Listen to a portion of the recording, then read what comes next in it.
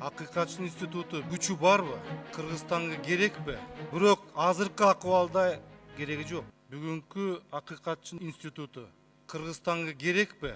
Акыйкатчы институту күчү барбы? Таасири барбы? Мына мен азыр анализ маалымат алдым. Бир жылда 15 000 арыз түшөт экен. Анын ичинен 84 эле арызга акт реагирование болду. Анын ичинен 13 арызга эле оң жака чечилиптир. Мына карагыла, бул статистика. Акыйкатчы институту керек Кыргызстанда.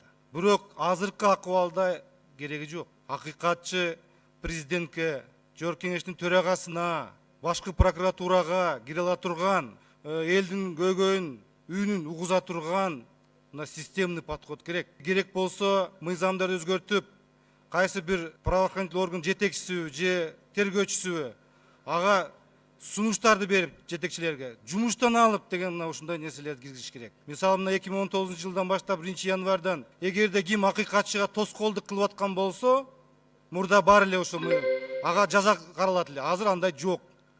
Мына ошол нерселерди караш керек.